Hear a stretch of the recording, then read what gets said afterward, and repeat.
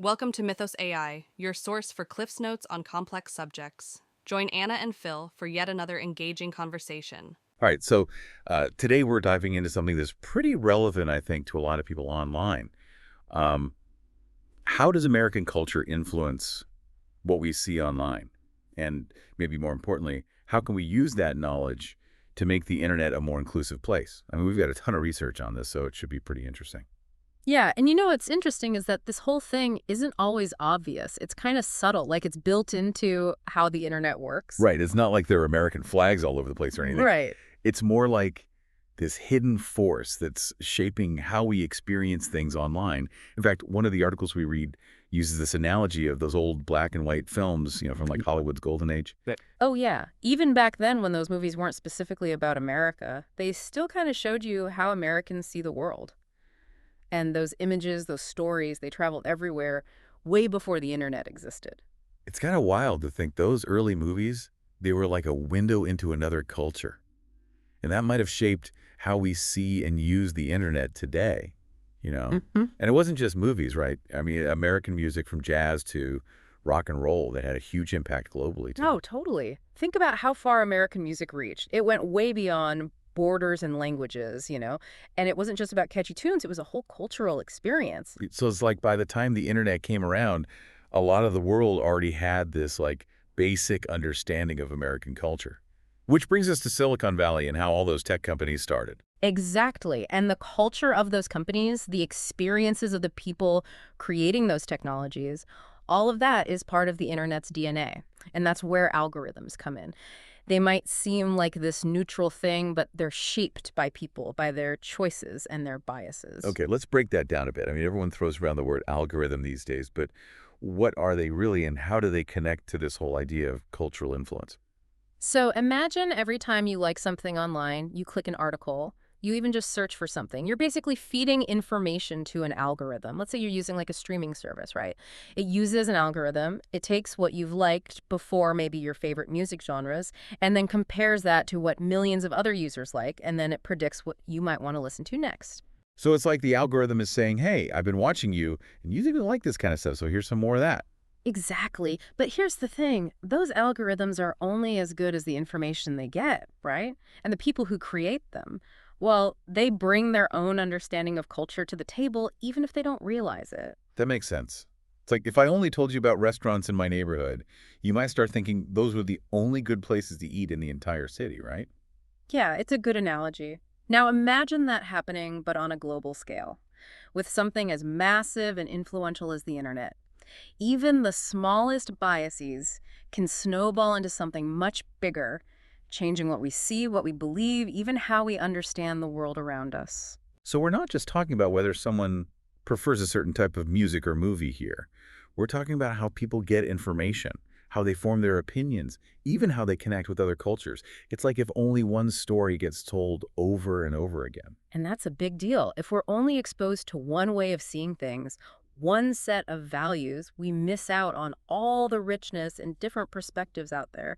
We end up with a digital world that, even if it's unintentional, can reinforce biases and limit how much we really understand about the world. So what do we do about it? It's easy to feel powerless against these algorithms, like we're just stuck going along for the ride. I get it. I really do.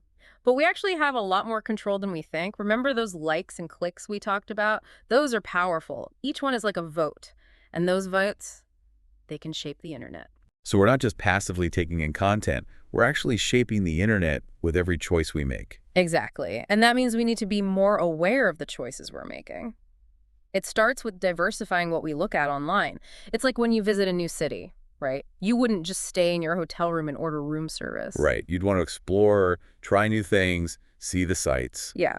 You'd want the real experience, not just the touristy version. I like that analogy. So how do we do that online? How do we break free from just seeing the same old stuff and discover something new?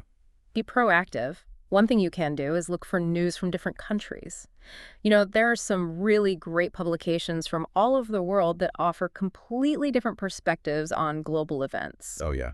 Got any examples? Where should people start? Sure, if you're looking for international news, you could check out The Guardian from the UK, Al Jazeera from Qatar, or even the Japan Times.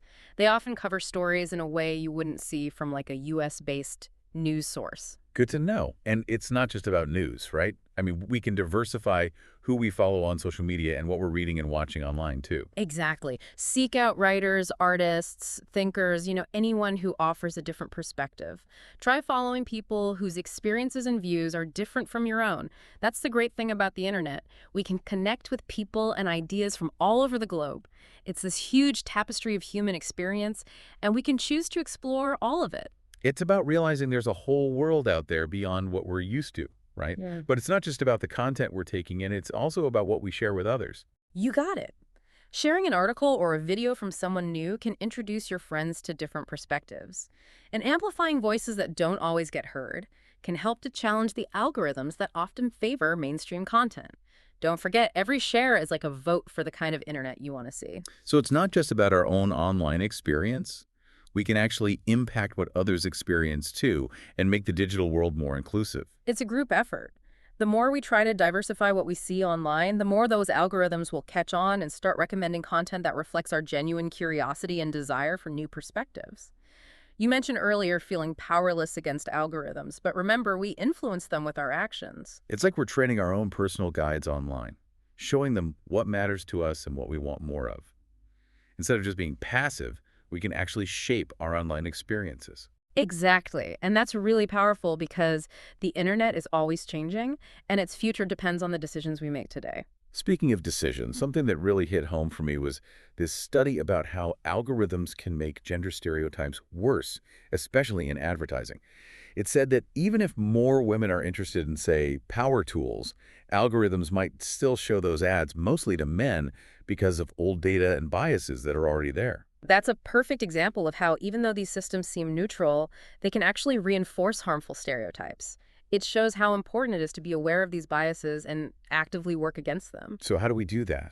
How do we make sure that what we're doing online is actually making things more equal, not less? It goes back to what we were talking about before, being more aware of what we're clicking on and who we're supporting. If you come across an ad that seems wrong or promotes a stereotype, don't just ignore it. See if there's a "why am I seeing this ad" option. A lot of platforms have that now. It can help you understand why you're seeing that ad, and you can even change your ad preferences. Oh, wow. I didn't know that. It's like we have more control than we realize. We just need to know where to find it. Exactly. And don't be afraid to say something. If you see a company doing something that feels wrong or unfair, you can write a review, send them an email, or even start a conversation about it online. We need to hold these platforms accountable for creating a better online experience for everyone. I agree. The internet should be a place where everyone feels welcome and respected no matter who they are or what they believe. It's about being understanding and building bridges instead of walls. And that starts with each of us making a conscious effort to engage with this incredible tool in a better way. It's like we're all citizens of the internet now, and we're responsible for shaping what it becomes. Yeah, I like that. And, just like in the real world, if we want things to be fair and inclusive online, it takes work. We can't just assume these algorithms will figure it all out for us. We have to be a part of the solution. So as we're wrapping up, is there anything you really want our listeners to take away from all of this? Like, what's the one thing they should think about the next time they're online? For all the amazing things about the internet, it's not some separate world. It's a reflection of us, the people who use it. Our choices, our biases, even our hopes for the future, all of that shapes the internet.